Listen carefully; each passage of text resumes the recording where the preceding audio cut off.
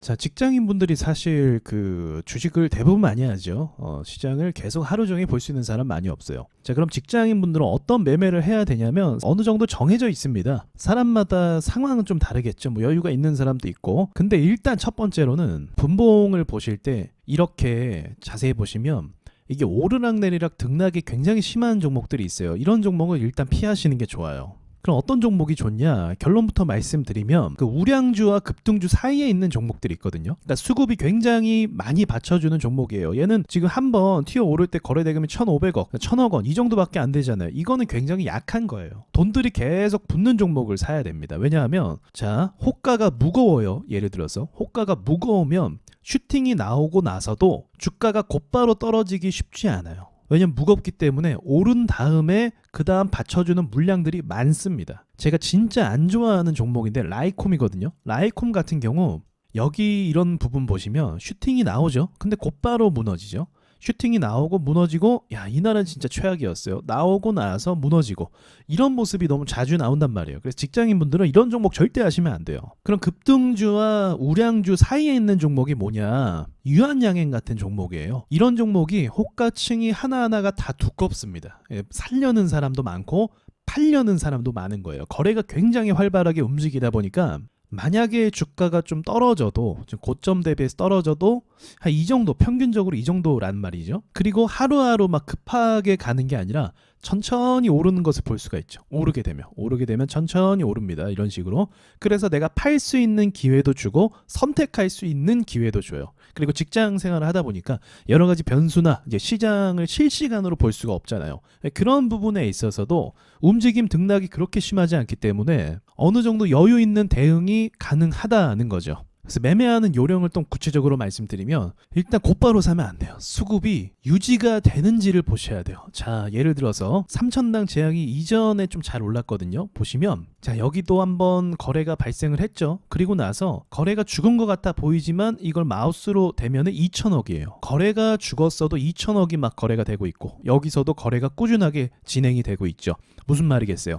호가층도 두껍고 수급이 유지가 되고 이게 어느 정도 보장이 된다는 거예요. 보장이.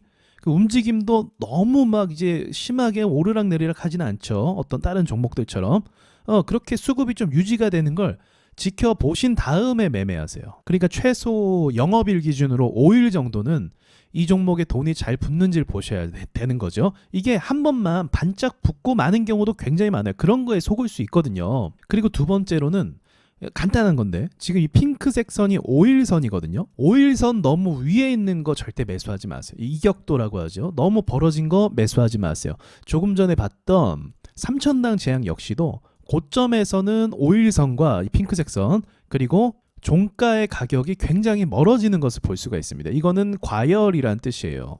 그래서 이런 과열을 조심하실 필요가 있어요. 그러니까 간단하죠. 돈이 꾸준하게 거래가 되는 걸 확인해야 되는데 그러기 위해서는 한 5일 정도 지켜보면서 거래대금이나 거래량이 계속적으로 발생을 하는지 꼭 슈팅이 나오지 않아도 이게 봉이 좀 작아 보여도 거래가 계속 유지가 되는 게 중요하거든요. 그래야 여러분이 마음이 좀 조급하지 않을 수가 있어요. 이 잠깐만 사이에도 막 마이너스 10%, 20% 오르락내리락 하는 이런 종목은 그런 거 절대 매수하시면 안 됩니다. 예를 들면 지금 신규 상장주들 있잖아요. YJ 링크 이런 거 절대 매수하시면 안 돼요. 자, 한미사이언스가 예를 들어 오늘 또 경영권 분쟁이면서 또 이렇게 움직임을 줬단 말이죠. 그럼 이런 거는 앞으로 이제 움직임이 어떻게 될지 모르잖아요. 그래서 며칠 지켜보시는 거예요. 어차피 모든 종목은 이렇게 계속 오르지 않고 올라갔다 눌리는 타이밍을 주거든요. 이제 이런 타이밍을 잘 노릴 필요가 있는 거죠. 그래서 절대로 급하게 매수하실 필요가 없습니다. 관심 종목에 넣어놨다가 이제 뭐 직장생활 하시면서 슬금슬금 보시면서 내가 원하는 가격, 좀 싼 가격에 내려오는지 수급이 확인된 종목인지 이것만 좀 보셔도 굉장히 매매가 많이 달라질 거예요. 정말로요. 이건 제가 장담할 수 있어요. 매매가 굉장히 안정적으로 바뀌게 될 겁니다. 조금 더 공부 차원으로 위해서 그 우량주와 급등주 사이에 있는 종목이 뭔지 더 이야기해 볼게요. 자, 저도 지금 관심 있게 보는 종목인데 하나 인더스트리얼 이 종목을 보시면 급등도 잘 나와요. 이게 사실은 신규 상장을 했기 때문에 이런 변동성이 생기는 부분이 있거든요. 근데 그걸 지금 이용하면 되는 거죠. 어차피 뭐 과거에 두산 로보틱스라든지 그런 종목도 신규 상장주인데 급등이 잘 나왔거든요. 자, 거래를 한번 볼까요? 거래가 끊임없이 유지가 되죠. 이런 종목이 좋은 거예요, 사실은. 자, 그리고 이런 것도 있죠. 한국가스공사. 얼마 전에 동해 앞바다에서 석유가 발견됐다. 그런 것 때문에 이제 올랐던 종목인데 시가총액이 일단 크죠. 근데 급등이 나왔었고 급등주로 변했어요. 그래서 눌림이 좀 심하게 됐다가 시장도 좀 안 좋았었죠, 이때. 그리고 나서 반등이 어느 정도 나왔던 종목. 움직임이 급하지 않아요. 그렇죠. 급하지 않아요. 천천히 올라가서 매도할 기회도 충분히 준다. 그냥 올라가는 것에 대해서 수급을 확인하고 이제 눌림에서 본인이 원하는 어떤 지지선이나 이런 거에 맞춰서 매수를 하시면 되는 거예요.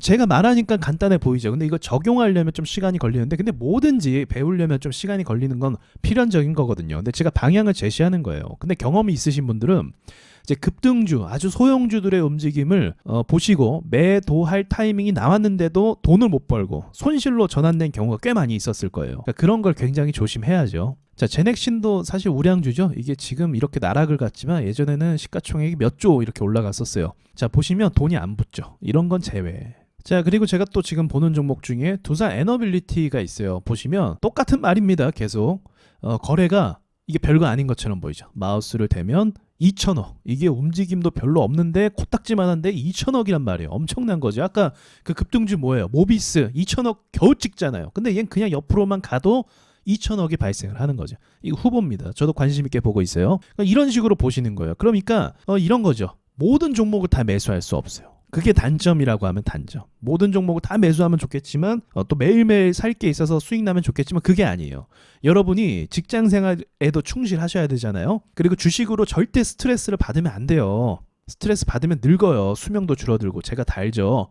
그래서 한 달에 2번에서 3번 정도 매수를 해서 매도를 한다. 이런 계획을 잡고 가시면 훨씬 낫습니다. 주식으로 뭐 나는 엄청 많이 벌겠어. 일단 그런 생각부터 접으시고 현실적인 매매로 접근을 하신 다음에 이제 본인의 환경에 맞춰서 거기에 맞는 테크닉으로 또 바꿔가는 그런 과정이 좀 필요하다고 생각하는데 지금 제가 말한 건 직장인 분들에게 통용되는 거예요. 아주 현실적인 거거든요. 자, 좀 도움이 되셨기를 바라면서 마칠게요.